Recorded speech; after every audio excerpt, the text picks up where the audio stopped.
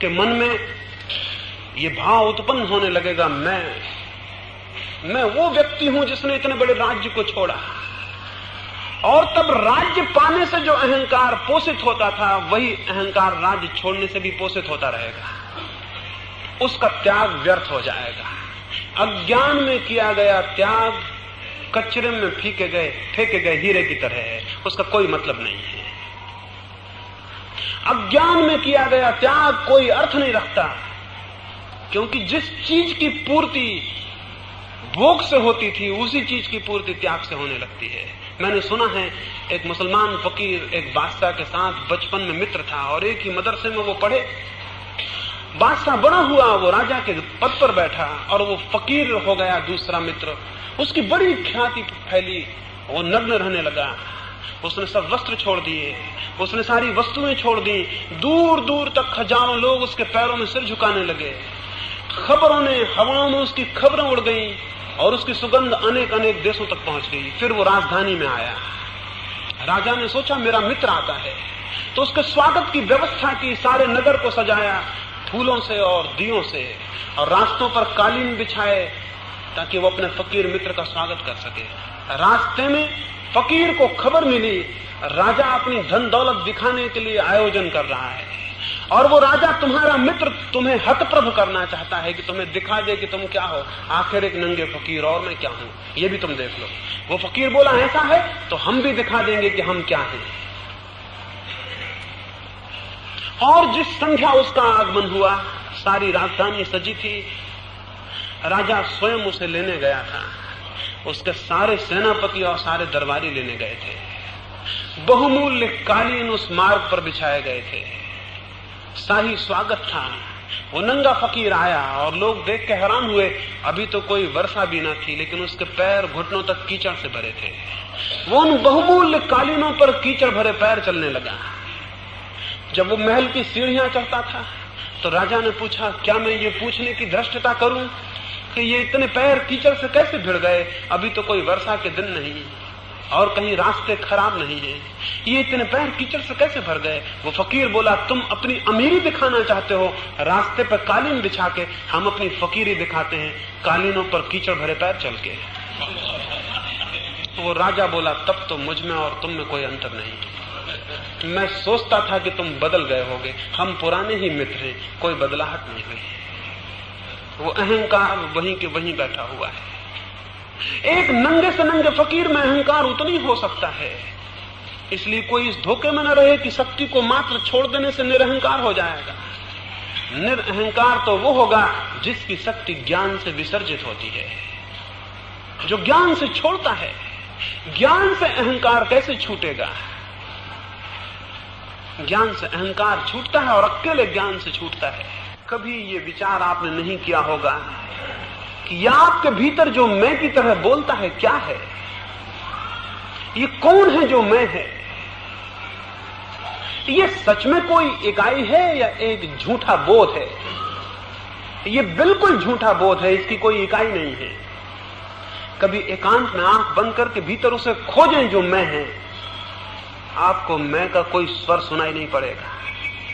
मैं का स्वर इसलिए सुनाई पड़ता है कि निरंतर समाज में घिरे रहने से और निरंतर भाषा के द्वारा मैं का उपयोग करने से और निरंतर तू का उपयोग करने से और निरंतर दूसरे मैं, दूसरी इगोज, दूसरे अहंकारों के बीच घिरे रहने से आपको भी लगता है मैं हूं। बचपन से एक नाम दे दिया जाता है और इस जगत में सबसे बड़ा खतरा उसी से हो जाता है। हर आदमी को एक नाम दे दिया जाता है, जबकि किसी आदमी का कोई नाम नहीं है। नाम मनुष्य की सबसे खतरनाक ईजादों में से एक है। उसके बिना नहीं चल सकता था, इसलिए करनी पड़ी, लेकिन किसी आदमी का कोई नाम नहीं है। स्मरण रखें, नाम बिल्कुल झूठी बात है। और अगर कोई आपसे आपका नाम छीन ले तो क्या आपको पता चलेगा? मैं, आपका मैं आधा टूट जाएगा। मेरे पास एक वृद्ध आते थे, उन्होंने कुछ मेरे पास आके ध्यान की साधना शुरू की। 8-10 दिन बाद वो नहीं आए। मैं पूछवाया कि क्या हुआ। मैं उनके घर गया कि क्या बात हो गई। वे मुझसे बोले कि कृपा करके आप मेरे घर ना आए और ना मैं आपके घर आऊंगा, अपना संबंध समाप्त हुआ। मैं बोला क्या दिक्कत हो गई, क्या अड़चन हो गई? वे बोले कि आपके उस प्रयोग को करने से बहुत खतरा हुआ। एक रात में उस प्रयोग को करके उठा और मुझे अपना नाम भूल गया और मैं बहुत घबराने लगा। और मैं इतना घबराया, इतनी बेचैनी मुझे कभी ना हुई थी। सर्द रात थी और मैं पसीने से चूर चूर हो गया और मुझे खोजूं मेरा नाम ना मिले। और मैंने कहा ये क्या पागलपन हो रहा है, अगर ये हो गया तो मैं पागल हो जाऊंगा। मैं आपसे कहता हूं अभी आप पागल हैं जब तक आपको अपना नाम असली मालूम होता है, और जब आपको पता चल जाए कि नाम बिल्कुल नकली है तो आप पागलपन के बाहर होंगे। ये बिल्कुल झूठी बात है, किसी का कोई नाम नहीं है। नाम बिल्कुल काम चलाऊ बात है, लेकिन हम उसको असली समझ लेते हैं। अगर मेरे नाम को कोई गाली दे तो मुझे लगेगा मुझे गाली दी। अगर मुझे ये पता चल जाए कि मेरा कोई नाम नहीं है तो मैं समझूंगा कि किसी नाम को गाली दी। मैं अलग खड़ा रह जाऊंगा, गाली नाम पर पड़ेगी। गाली की चोट मुझे इसलिए लगती है कि नाम के साथ मेरी आइडेंटिटी है, मेरा तादाद है, मेरा संबंध है। मुझे लगता है मेरा नाम, मेरे नाम की वजह से वो दुख और पीड़ा है। तो एक तो मैं आपसे ये कहूं कि जिसे अहंकार से मुक्त होना है उसे जानना होगा कि उसका कोई नाम नहीं है। जब उसका कोई नाम ले तो उसे जानना चाहिए ये काम चलाऊ बात कह रहा है। ये भ्रम पैदा नहीं करना चाहिए कि मुझे बुला रहा है। ये भ्रम इतना गहरा हो जाता है कि जागते तो जागते नींद में भी आप अपने नाम को नहीं भूलते। यहां आप इतने लोग सोए हों और मैं कोई एक नाम लेके बुलाऊं तो वो आदमी उठाएगा, बाकी लोग सोए रहेंगे। अगर आपके घर के सामने कोई किसी दूसरे का नाम चिल्लाता रहे तो आपको नींद में सुनाई नहीं पड़ेगा, आपका नाम चिल्लाए तो सुनाई पड़ जाएगा। वो नाम का पागलपन केवल आपके जागने में नहीं, आपके गहरे नींद तक में प्रविष्ट हो गया है। वो आपके प्राणों में धीरे धीरे प्रविष्ट होता जाता है, और जैसे जैसे आप उम्र में बड़े होते जाते हैं और आपके अनुभव बढ़ते जाते हैं, वैसा वैसा नाम भीतर घुसने लगता है। और नाम की जितनी जड़ें आपके भीतर फैल जाएंगी उतने अहंकार को तोड़ना मुश्किल हो जाएगा। जिसे अहंकार को तोड़ना है उसे नाम से मुक्त होना होगा। उसे ये स्मरण पूर्वक ध्यान रखना होगा कि नाम की गहराइयां मेरे भीतर न बढ़े। उसे ऐसे मौके देने होंगे, अभी तो सोते में नाम सुनाई पड़ जाता है, उसे ऐसे मौके देने होंगे कि जागया हुआ हो और कोई नाम ले और उसे पता ना चले कि मेरा लिया। अमेरिका का एक बहुत बड़ा वैज्ञानिक हुआ एडिसन। पहले महायुद्ध में वहां कुछ राशन की व्यवस्था करनी पड़ी अमेरिका में। एडिसन तब बहुत गरीब आदमी था, उसके पास नौकर भी नहीं थे, और उसके घर में उसके और जो साथी थे वो बीमार था कोई साथी, तो उसे खुद राशन लेने दुकान पे जाना पड़ा। उसने अपना कार्ड तो जमा करवा दिया, फिर जब उसका नंबर आया तो वहां से चिल्लाया गया, थॉमस अल्वा एडिसन कौन है? तो वो खड़ा रहा। तो लोगों ने कहा कि कौन है ये एडिसन, बोलते क्यों नहीं? लाइन के आगे वो ही खड़ा था, तो शक तो ये हो कि यही आदमी होना चाहिए। और वो एडिसन इधर उधर देखने लगा कि पता नहीं किसको बुलाते हैं। पीछे एक आदमी ने कहा ये कैसा पागल आदमी है जो सामने खड़ा है, यही आदमी एडिसन है, मैं इसके पड़ोस में रहता हूं। एडिसन बोला ठीक याद दिलाया, 20-25 साल से काम न पड़ने से नाम की कुछ ख्याल नहीं रही। ये होना चाहिए। सोते में अभी याद आ जाता है, जागने में भी भूल जाना चाहिए। तो 20-25 साल से मेरे माँ बाप को मरे बहुत दिन हो गए। उसने कहा तो मुझे कोई एडिसन कह के बुलाता नहीं, मेरे पास विद्यार्थी होते हैं वो मुझे एडिसन कहते नहीं, कोई मौका नहीं आया 20-25 साल से। अपने अकेले कमरे में बैठा काम करता रहता हूं, इसलिए भूल गया, क्षमा करें। ये आदमी ठीक ही कहता होगा, क्योंकि कोई और जवाब भी नहीं देता और मैं सामने हूं, ये जरूर नाम मेरा ही होना चाहिए। ये हमें पागल मालूम होगा, ये मुझे पागल नहीं मालूम होता। ऐसे आदमी में अहंकार मुश्किल है, ऐसे आदमी में दंभ का बोध मुश्किल है। तो नाम के प्रति जाग जाना चाहिए, एक बात। दूसरी बात ये स्मरण रखनी चाहिए कि जब हम अपने को मैं कहते हैं, हम अपने को एक इकाई, एक एंटाइटी मान लेते हैं, हम एक टुकड़ा मान लेते हैं। इस जगत में कोई चीज टूटी हुई नहीं है। मैं एक फूल से आपको परिचय कराऊं, एक फूल के पास ले जाऊं और आप कहें ये फूल बहुत सुंदर है और आप उस फूल को प्रेम करने लगे, तो मैं आपसे कहूंगा क्या सिर्फ फूल को ही प्रेम करिएगा, उस डाल को नहीं जो फूल के पीछे है?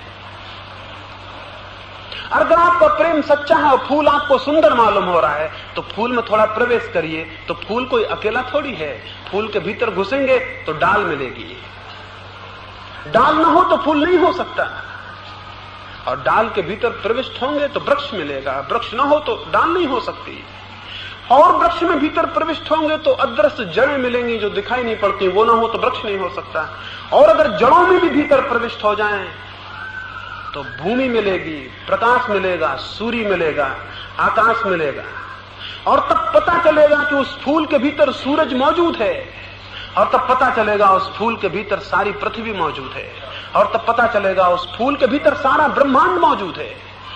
उस फूल को जो इकाई समझता है वो नासमझ है, और जो अपने को भी इकाई समझ लेता है वो भी नासमझ है। ये सारा का सारा जगत एक छोटे से बिंदु पर भी पूरा का पूरा स्पंदित हो रहा है, एक छोटे से प्राण में भी ये सारा जगत स्पंदित हो रहा है। ये असंभव है कि मेरे इस छोटे से प्राण में इस पूरे जगत का हाथ ना हो। मैं कहने का हक मुझे कहां रह जाता है? अगर कहीं कोई परमात्मा है तो उसे छोड़ के मैं कहने का और कोई अधिकारी नहीं, और जो मैं कहता है वो सबसे बड़ा कुफ्र, सबसे बड़ा पाप करता है। एक फकीर एक गांव से एक दफा गुजरा, उसका एक मित्र फकीर उस गांव में रहता था। उसने सोचा कि चलूं और उससे मिलता चलूं, लेकिन रात आधी हो गई थी।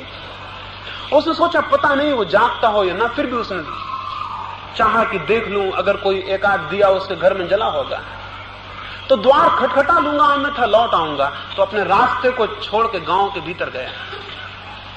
आधी रात होती थी उस फकीर के जिसके झोपड़े में वो गया, एक खिड़की पर रोशनी पड़ती थी अंदर से, उसने जाके उसको खटखटाया। भीतर से पूछा गया कौन है? वो तो पुराने मित्र थे। उसने सोचा पूरा क्या कहना है, इतने कहने से पहचान लिया जाऊंगा। उसने कहा मैं हूं। इतने कहने से पहचान लिया जाऊंगा, आवाज से पहचान लिया जाऊंगा। लेकिन इसके बाद भीतर से फिर कोई आवाज ना आई। उसने बार दोबारा खटखटाया, लेकिन फिर कोई आवाज ना आई। उसने तीसरी बार खटखटाया और ऐसा लगने लगा जिससे वो घर में कोई है ही नहीं। वो बहुत हैरान हुआ। उसने जोर से दरवाजा पीटा और उसने कहा क्या बात है, मेरे लिए दरवाजा क्यों नहीं खोलते? तो भीतर से कहा गया ये कौन पागल है जो अपने को मैं कहता है? सिवाय परमात्मा के और किसी को मैं कहने का कोई अधिकार नहीं। और ये सच है, सिवाय परमात्मा के और किसी को कोई अधिकार नहीं। और परमात्मा कैसे कहेगा? क्योंकि मैं तो कोई तभी कह सकता है जब तू भी मौजूद हो। इसलिए परमात्मा कह नहीं सकता मैं, क्योंकि उसके लिए कोई तू नहीं है। और हम जो मैं कहते हैं हम अधिकारी नहीं है। तो अपने भीतर इस बात को अनुभव करें कि सारा जगत, सारा ब्रह्मांड स्पंदित हो रहा है। ये श्वास मेरी आती है ना आए तो बात खत्म। इस सूरज रोशनी मुझ में ढालता है न ढाले खत्म। वैज्ञानिक कहते हैं 4000 वर्ष बाद जमीन पर कोई नहीं रह सकेगा, क्योंकि सूरज ठंडा हो जाएगा। वो रोज अपनी गर्मी बांटता जा रहा है, 4000 वर्ष में ठंडा हो जाएगा, फिर आप नहीं रह सकेंगे। मतलब सूरज आपके भीतर जिंदा है। सूरज नहीं तो आप भी गए और डूब गए। यूं अपनी आंख खोल के जो देखेगा वो पाएगा मैं सारे ब्रह्मांड का स्पंदन हूं। मैं सारे ब्रह्मांड की अनसयुत धारा में एक अंग और हिस्सा हूं, एक अविभाज्य टुकड़ा हूं, इंडिविजिबल हूं। उससे अलग मेरी कोई सत्ता नहीं, और मैं मुझे अलग करता है। ये मैं झूठा है जो अलग करता हो। इस जगत में कुछ भी अलग अलग नहीं है, सब जुड़ा है और सब इकट्ठा है। ये सारा जगत एक टोटलिटी है, एक समग्रता है। उस समग्रता को अनुभव करना धर्म का अनुभव है, और अपने को अलग अनुभव करना अधर्म का अनुभव है। सारा अधर्म इससे पैदा होता है कि मैं अलग हूं। अगर ये दो बातें, अपने भीतर सारे ब्रह्मांड का स्पंदन और अपने नाम का झूठा होना, अगर आपकी स्मृति में बैठ जाएं, तो अहंकार धीरे धीरे धीरे धीरे विलीन हो जाता है। और तब जो चर्या पैदा होती है, तब जो आचरण होता है, वो अहंकार शून्य हो जाता है। तो एक तो सूत्र मैंने कहा अहंकार शून्य चर्या, दूसरा सूत्र है जीवन में अपरिग्रह का बोध।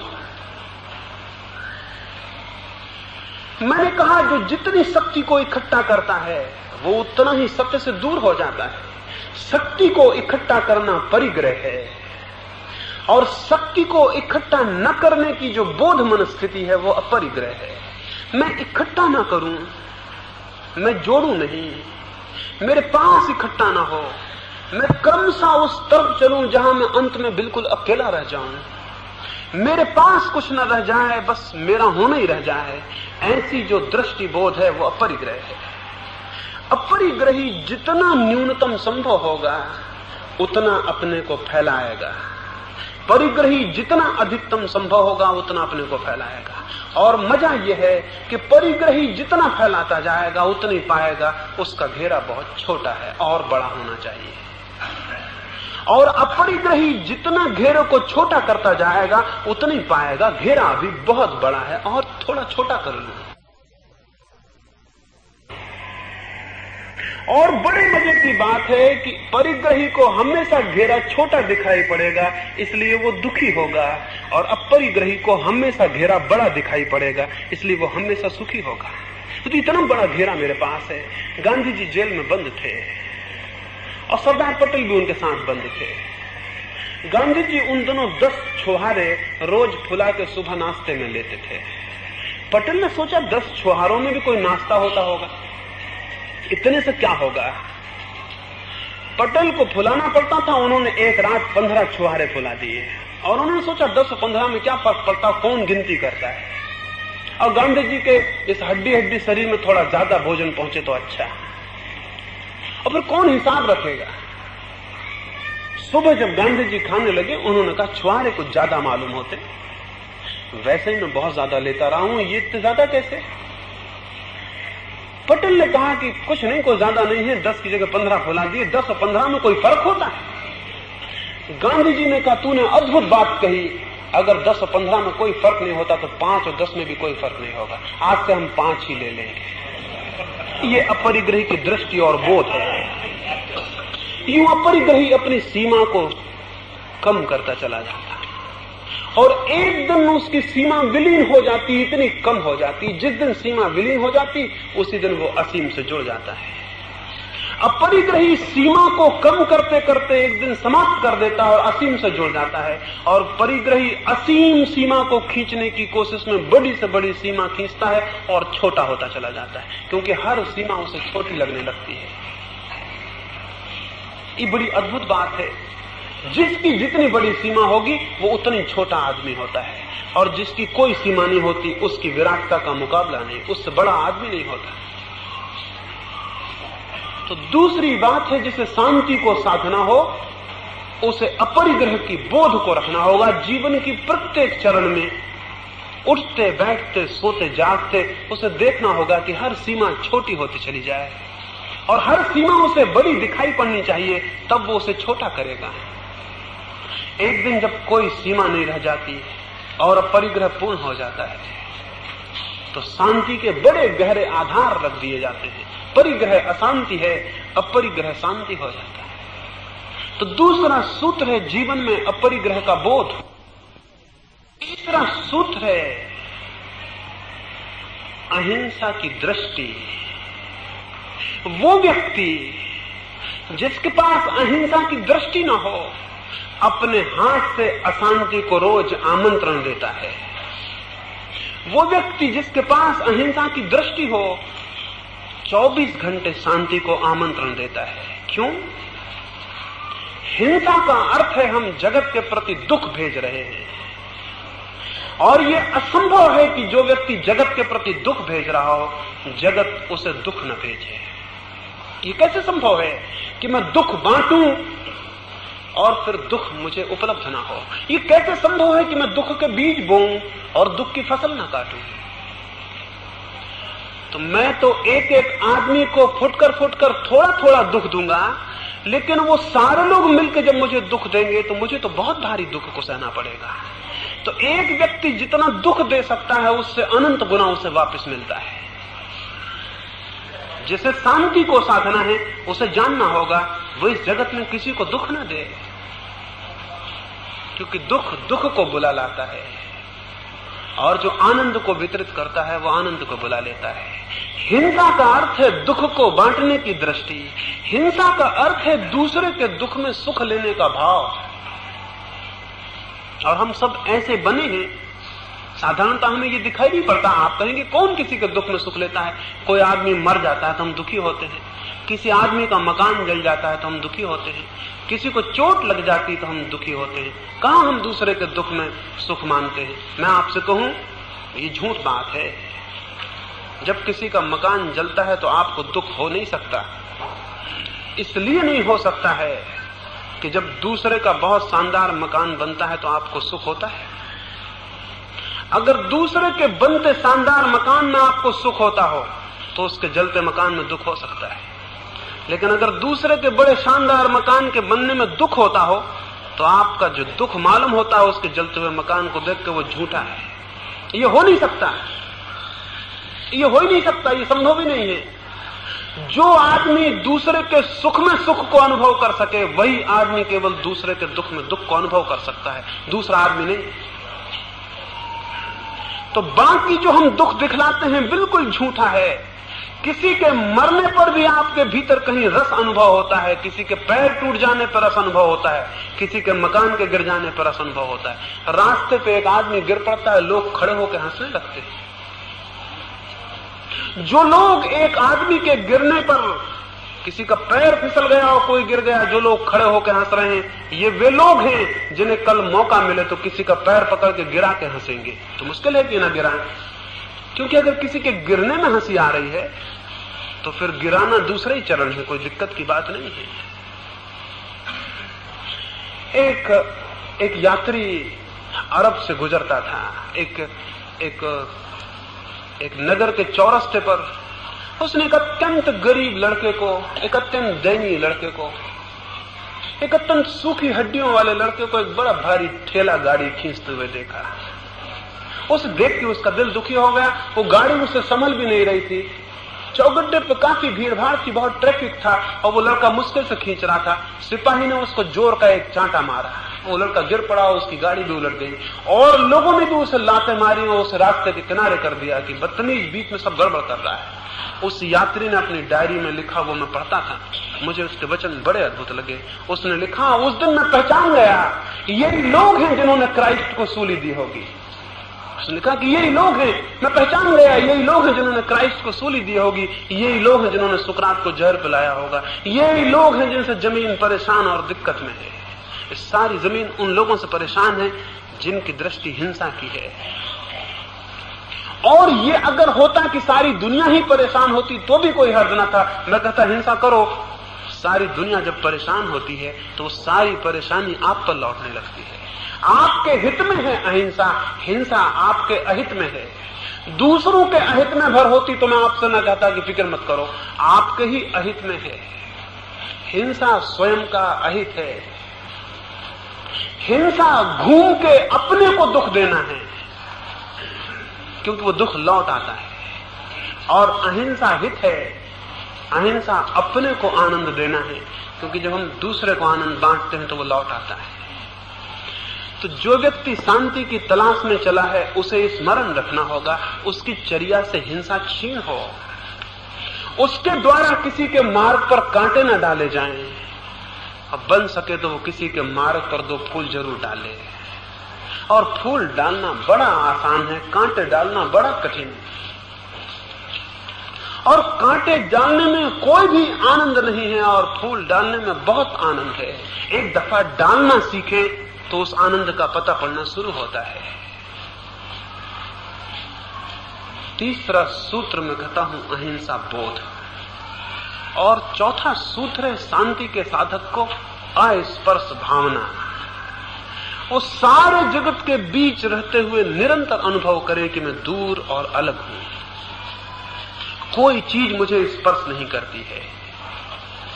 जब कोई गाली दे तो वो चुपचाप खड़े होकर देखे कि गाली आई, मेरे आर पार निकल गई, मुझे उसने स्पर्श नहीं किया। जब कोई सुख आए तो वो अनुभव करे सुख आया और निकल गया, उसने मुझे स्पर्श नहीं किया। वैसे ही जैसे मैं यहां बैठा हूं और अभी इस कक्ष में प्रकाश है और फिर प्रकाश को बुझा दिया जाए और इस कक्ष में अंधकार आ जाए, तो मैं क्या समझूंगा? मैं समझूंगा थोड़ी देर पहले मुझे प्रकाश घेरे हुए था, अब मुझे अंधकार घेरे हुए। लेकिन मैं दोनों से ये कहां छू रहा हूं? मतलब दोनों में से कौन मेरे भीतर प्रविष्ट हो रहा है? न प्रकाश मेरे भीतर प्रविष्ट होता है, न अंधकार मेरे भीतर प्रविष्ट होता है। मैं तो अछूता खड़ा हुआ हूं। इस कमरे में प्रकाश आता और जाता है और मैं तो अछूता हूं। प्रकाश मुझे घेरता है, अंधकार मुझे घेरता है, लेकिन छूता कहां है? उसका स्पर्श मुझे कहां हो रहा है?